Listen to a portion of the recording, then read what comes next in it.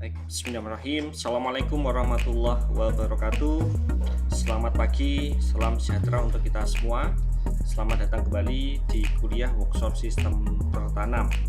Pada pertemuan pagi hari ini, kita akan belajar mengenai segmen terakhir pada workshop kita, yaitu terkait IoT dengan memanfaatkan Blink, ya.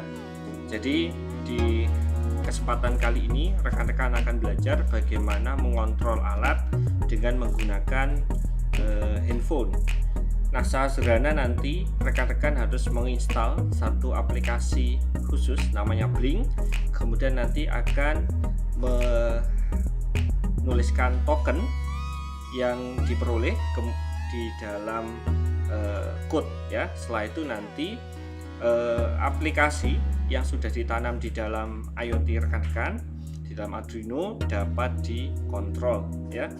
Nanti rekan-rekan akan ada pengalaman bagaimana mentransmit atau memperoleh data atau mengambil data dari sensor, dan juga rekan-rekan nanti akan melihat secara live, ya, secara real time bagaimana perubahan data yang dihasilkan dari sensor. Oke, sebelum kita mulai untuk praktikum, saya kenalkan dulu. Nanti untuk praktikum akan dibantu oleh saudara Hakim. Jadi nanti rekan-rekan akan dipandu oleh, mungkin lebih cocok saya panggil Mas Hakim karena masih sangat muda. Nanti Mas Hakim akan menunjukkan bagaimana cara merangkainya, komponennya apa saja, bagaimana cara mengkoneksikan antara HP dengan perangkat IoT. Oke, sebelum kita mulai, Pak Fit akan terangkan dulu mengenai basicnya. Kita akan mulai yang pertama dengan apa itu Internet of Things. Internet of Things atau biasa rekan-rekan sebut sebagai IoT, ya. Ini banyak sekali disinggung di berbagai kesempatan, di berbagai aspek, ya. Terutama belakangan ini menjadi tren, ya, beberapa penelitian menggunakan pendekatan IoT. Nah, IoT merupakan sebuah smart device, ya, yang dapat menghubungkan dan melakukan komunikasi dengan user dan sistem yang lainnya. Nah, sehingga dari definisi ini sebenarnya IoT itu sangat luas, tidak hanya terbatas pada hal yang rekan-rekan pelajari di laboratorium, bahkan beberapa produk IoT sudah dijual di pasaran, seperti halnya produk-produk yang dijual oleh Xiaomi, ya, kemudian produk-produk yang dikembangkan oleh Huawei, bahkan juga produk-produk yang dikembangkan oleh brand besar seperti Apple dan lain sebagainya. Nah, lalu pertanyaannya, sampai batas mana IoT itu, Pak? Jadi IoT itu sangat luas. Nah, di sini di definisi yang kedua, sehingga IoT dapat mengintegrasikan ke dalam sebuah sistem komputerisasi, kemudian menghasilkan hasil dengan lebih efisien, kemudian munculnya bentuk aplikasi baru, dan dapat menumbuhkan ekonomi. Ya, nah ini kenapa? Nah, kita akan cari tahu nanti, ya. Untuk aplikasi IoT sudah sangat diterapkan. Contohnya pada bidang kesehatan, bidang rumah tangga, ya, kemudian kendaraan, infrastruktur kota, industri, agriculture, dan juga wildlife, ya. Nah, inilah dampak ekonominya, rekan-rekan. Jadi kalau rekan-rekan nanti mengembangkan produk-produk berbasis IoT, di mana produk-produk itu mampu memberikan solusi kepada masyarakat secara langsung, yang tersederhana mungkin rekan-rekan sekarang kalau kita di daerah yang beberapa tempat itu masih mengalami kasus pencurian, maka rekan-rekan bisa mengembangkan alat-alat yang mendeteksi potensi pencurian, atau mengamankan rumah jika pintu terbuka maka akan ada notifikasi di HP. Atau berapa tahun yang lalu tren tentang bagaimana kita mengelola gas ya. Ternyata banyak insiden gas meledak ya karena ada kebocoran gas. Nah, itu hal-hal yang bisa diselesaikan di rumah tangga. Saudara bisa langsung kembangkan alatnya dan langsung memberikan notifikasi ke pengguna. Atau di level industri ya, sangat luas. Pak Hafid pernah datang ke Mangdi Jaya Raya, di mana di Mangdi Jaya Raya membutuhkan satu alat untuk mendeteksi ya barang masuk, barang keluar, terus kemudian distribusinya dan lain sebagainya, dan itu semua terintegrasi ke dalam satu sistem formasi dan dapat memberikan notifikasi ke manajer. Nah, ini menjadi suatu hal yang sangat krusial. Rekan-rekan harus punya pengalaman untuk mengembangkan IoT atau Internet of Things. Nah, kemudian biasanya alat yang digunakan dihubungkan pada sebuah microcontroller ya. Kalau saat saya kuliah dulu S1, kita belum kenal namanya Arduino ya. Jadi namanya microcontroller ya kita langsung sebut ya, mikronya kita pakai apa ya. Kemudian nanti boardnya ya kita dev sendiri ya. Jadi tidak ada bentuk yang baku. Kalau rekan-rekan sekarang sudah dimudahkan dengan adanya Arduino ya, maka rekan-rekan bisa membuat lebih cepat karena sudah ada standarisasi dan lain sebagainya. Nah, kemudian selain microcontroller nanti ada sensor, ada aktuator, dan juga ada konektivitas internet. Nah, dihubungkan ke microcontroller ya agar terbentuk suatu embedded system. Apa itu embedded system? Ya, kalau dulu waktu saya kuliah kita sering menyebut bahwa masa depan komputer itu adalah komputer kecil-kecil yang terhubung satu sama lain, atau sering kita sebut juga sebagai komputer tersebar. Nah, ini salah satu implementasinya ya yang kita sebut saat ini menjadi embedded system. Ya. Nah, embedded system itu adalah suatu sistem yang tertanam yang didesain untuk melakukan satu atau lebih fungsi yang real time. Nah, sehingga beban komputasi yang biasanya hanya terpusat di satu titik itu kemudian didistribusikan ke banyak titik. Itu juga dalam artian yang lain bahwa komputer itu memiliki tangan yang lebih panjang. Artinya komputer itu ternyata bisa diimplementasikan di banyak hal, di kulkas ya. Kemudian yang bimbingan Pak Hafid pernah bikin di Gumbung dan lain sebagainya. Oke. Nah, proses akuisisi dari sensor menuju pusat data dengan menggunakan pendekatan MQTT yang berbasis TCP/IP, data akan dikirimkan dengan menggunakan JSON pada server cloud yang sudah disediakan. Nah, contoh penggunaan IoT seperti ini. Ini ada Arduino ya, kemudian ini ada phone ya, kemudian ini ada komputer. Maka dengan pendekatan MQTT ini memungkinkan sebuah alat yang spesifik dikembangkan sesuai dengan kebutuhan rekan-rekan itu dapat dikonektivitaskan dengan device yang lain. Nah, sehingga nanti akan muncul banyak ide ya. Nah, seperti yang Pak Hafid sampaikan ya sebelumnya, bahwa kami berharap dari mata kuliah ini akan muncul ide-ide segar tentang skripsi, tentang bagaimana rekan-rekan menyelesaikan permasalahan yang ada di masyarakat ya. Nah, sehingga harapan kami dengan pengalaman yang baru ini, rekan-rekan akan menghasilkan produk-produk skripsi yang lebih menyelesaikan permasalahan daripada sebelumnya. Oke rekan-rekan, sekarang kita masuk ke sesi praktik ya. Kita akan beralih ke Mas Hakim ya untuk menjelaskan mengenai IoT ya. Oke, saya akan mulai dulu. Nah, ini persiapannya sekarang.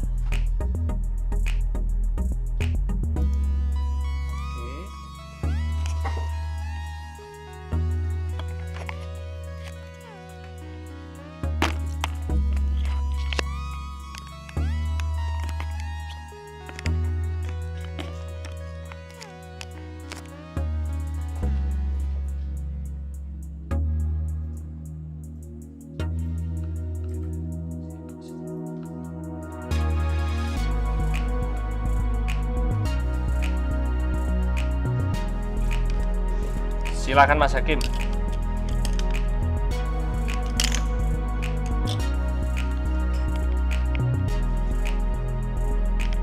Baik, saya akan menjelaskan komponen apa saja yang dibutuhkan dalam membuat sebuah IoT.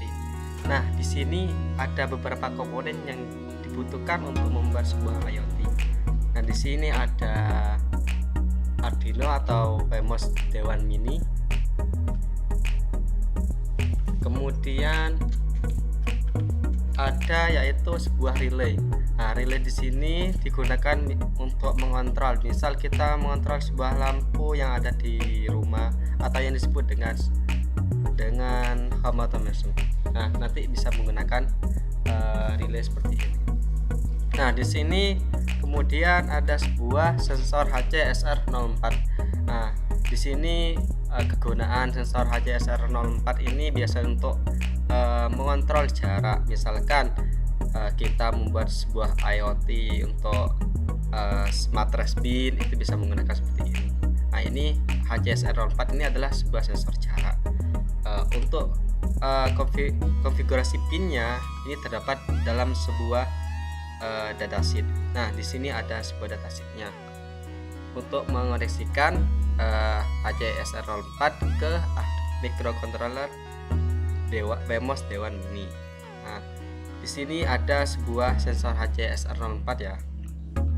Nah, di sini HCSR04 terdapat 4 pin, yaitu VCC, Pintrick, Echo, dan Ground. Nah, VCC ini adalah sebuah pin atau yang disebut dengan voltase. HCSR04 ini membutuhkan tegangan berupa 5 volt. Nah, di sini saya menghubungkan VCC ke pin sebesar 5 volt. Kemudian pin trig dihubungkan ke pin D7 pada Wemos Dewan Mini. Kemudian pin echo dihubungkan pada pin D6 pada Wemos Dewan Mini. Dan yang terakhir ground dihubungkan pada pin ground yang ada di Wemos Dewan Mini. Kemudian di sini ada relay berupa 5 volt. Nah, di sini terdapat tiga pin, yaitu VCC, ground, dan data. Kemudian VCC-nya relay dihubungkan pada pin pada 5 volt. Kemudian ground dihubungkan pada pin ground yang ada di Wemos Dewan Mini. Kemudian data saya hubungkan pada D2 pada Wemos Dewan Mini. Untuk programnya kita akan melihatkan pada di sini. Nah, pertama kita membutuhkan library Blink, di mana library ini kita gunakan untuk menghubungkan alat pada aplikasi Blink yang ada di aplikasi Android nantinya.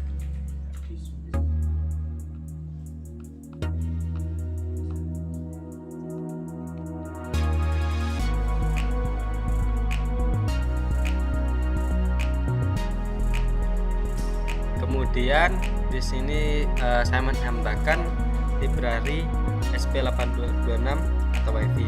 Nah, ini digunakan untuk menghubungkan Wemos dengan WiFi. Nah, di sini terdapat sebuah deklarasi pin.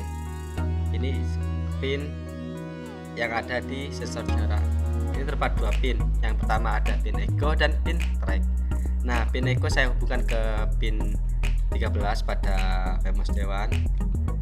Kemudian pin triknya kita hubungkan ke pin 12 pada Wemos Dewan Mini. Kemudian relaynya saya hubungkan ke pin 4 pada Wemos Dewan Mini. Nah, kita membuat suatu variabel yang mana terdapat 2 variabel, yaitu long duration kemudian dan integer distance atau disebut variable distance. Nah, ini untuk menghubungkan Wemos Dewan Mini ke aplikasi Android. Ada out. Ini aplikasinya didapatkan pada aplikasi Blink. Ketika kita membuka suatu aplikasi, nanti terdapat pengiriman aplikasi pada email kita. Nah, kita konekkan, ini ada sebuah password dan SSID. Kita hubungkan. Nah, ini masuk ke file setup, di mana file setup ini adalah perulangan 1 kali pada aplikasi Arduino. Di sini terdapat style Begin 9600. Kemudian link.begin ini untuk mengoneksikan antara mikro pada WiFi. Kemudian kita membutuhkan sebuah void, yaitu sensor jarak atau sensor HCS04. Ini jelaskan juga semuanya. Ini agak ya.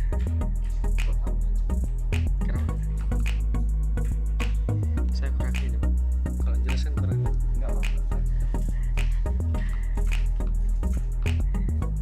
Kita membuat sebuah fungsi, yaitu fungsi void sensor jarak.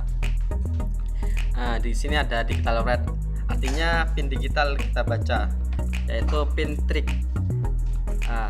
Ini dalam kondisi low. Kemudian delay mikrosecond sebesar 2 ya. Kemudian saya baca digital read, pin trig saya aktifkan sebagai high. Kemudian saya delay lagi sebesar 10. Kemudian saya tulis lagi digital override, trig pin sama dengan low. Ini untuk duration pulsa in echo pin high, artinya ini untuk membaca echo pin ke dalam mikrosecond. Nah, nanti pengiriman jaraknya ini nanti saya kirim kepada Blink Velvet V1 sama dengan distance, artinya nanti jaraknya dekat dari ini.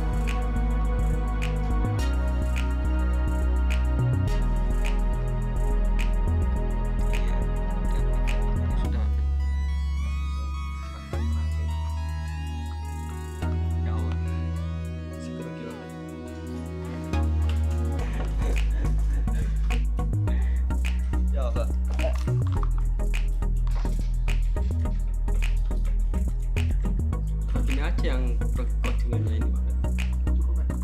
Biasanya kalau YouTuber itu kalau codingan nggak pernah dijelaskan loh. Nggak apa-apa. Nanti kuliah. Iya sih. Tapi kalau mau diupload di YouTube itu kurang Nggak apa-apa. Ini buat belajar. Oke. Mungkin nanti codingannya ini apa, untuk codingannya berupa ini, nanti kalian silahkan mendownloadnya, ini nanti bisa belajar gitu. Enak gitu. Jarang kalau ada YouTuber itu sampai menjelaskan codingan sebesar gini, Awet. Nggak pernah. Oke, ini Ya kan, nanti mungkin bisa diupload sama Pak Awet. Oke, ini Mas sekarang dijelaskan alatnya. Rangkaian alatnya.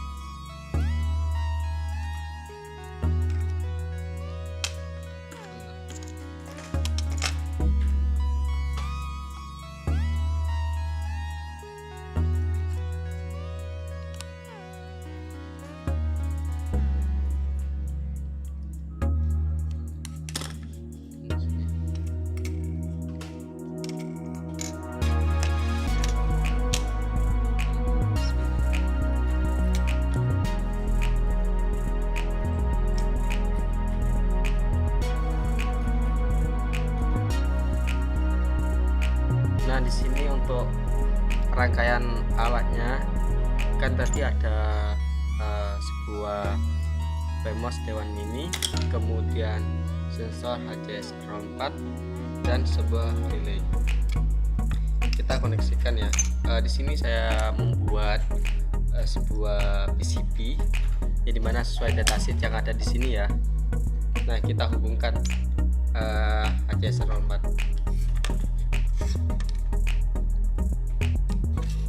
Kemudian saya hubungkan PMOS Dewan Mini.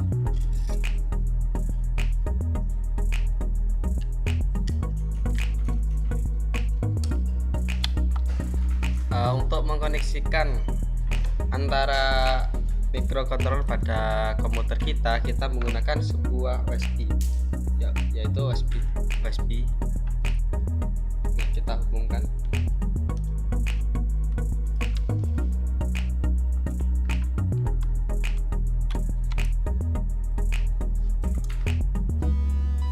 Baik, ketika sudah kita hubungkan, yang pertama kita membutuhkan sebuah library, yaitu library Blink. Kita importkan library-nya, yaitu Blink Print Serial. Kemudian kita include library lagi menggunakan ESP8266 Wi-Fi. Kemudian kita import lagi untuk library-nya, yaitu Blink ESP8266H. Nah, di sini terdapat sebuah deklarasi di mana terdapat sebuah sensor LM35 atau sensor suhu. Kemudian sensor suhu dihubungkan pada pin A0. Kemudian untuk sensor HC atau SR04 kita hubungkan echo pin pada pin 13 dan pin trignya pada pin 12. Kemudian pin relaynya pada pin 4. Nah, untuk menghubungkan microcontroller pada aplikasi Android, kita membutuhkan autentikasi membutuhkan SSID sama password. Untuk auth-nya ini kita dapatkan dari aplikasi Blink yang ada pada aplikasi Android. Nah, kita hubungkan SSID-nya, kita menggunakan SSID saya sendiri, kemudian passwordnya kita hubungkan. Nah, selanjutnya untuk proses untuk mendapatkan sebuah sensor, gimana ya?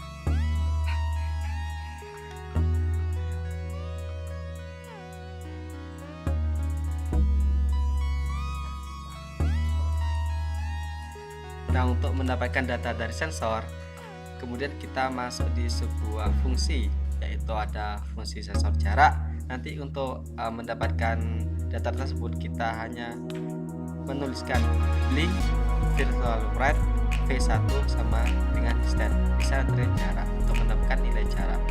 Dan kemudian untuk mendapatkan nilai data suhu, kita hanya menuliskan pada sebuah program, yaitu Blink virtual write V3 sama dengan temperatur. Nah, untuk mendapatkan nilai suhu pada alat tersebut.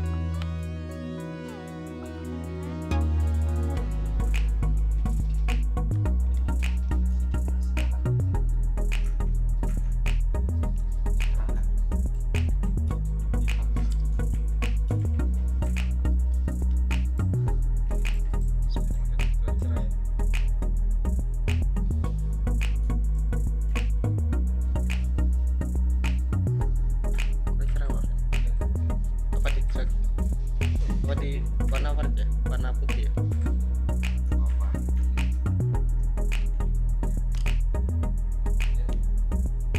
Nah, ini apa hanya sensor suhu aja, Ovid? Yang di stand itu yang jarak apa mau ditambahkan lagi? Tambahkan nanti saya masuk ke V3 kan. Okay. Ini tambahkan di sini langsung stop dulu, tambahkan mau pakai yang apa? Coba dijelaskan. Tambahin yang lain. Apa? Itu diganti. Kita hapus dulu untuk menambahkan ini, nanti saya jelaskan Ya, di ya. sini.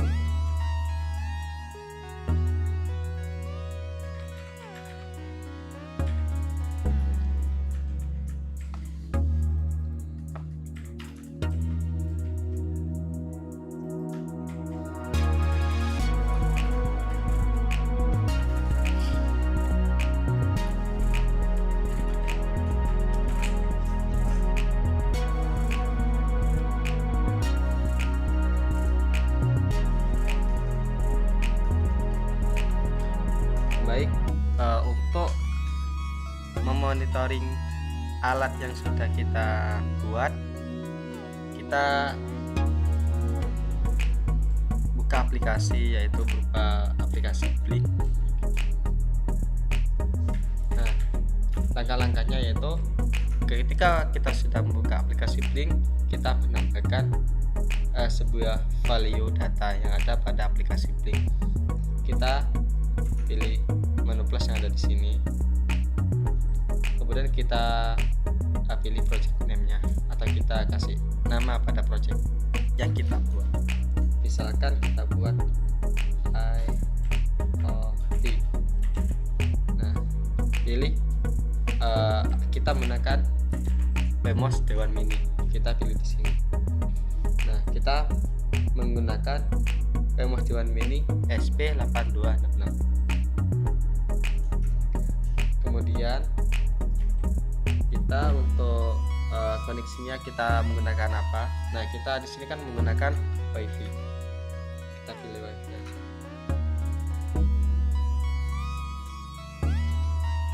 Import atau integrate. Nah, kemudian nanti token ini nanti kita kirimkan pada email kita.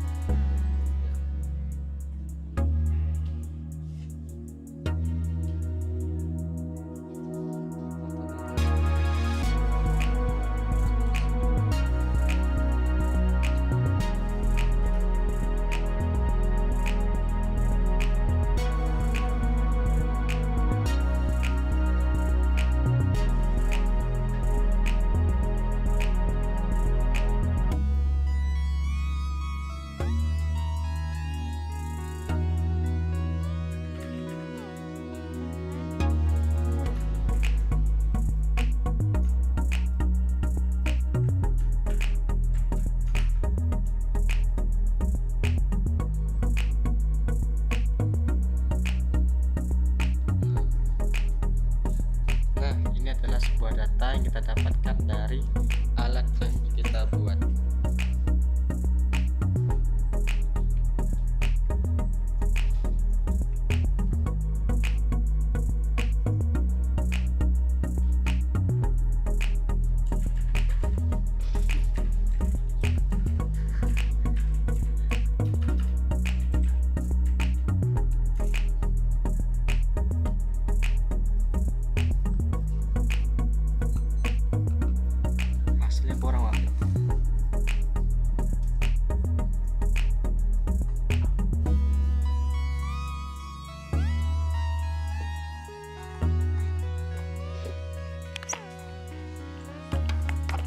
First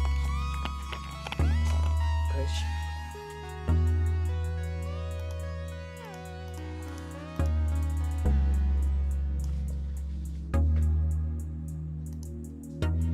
Baik rekan-rekan, demikianlah ya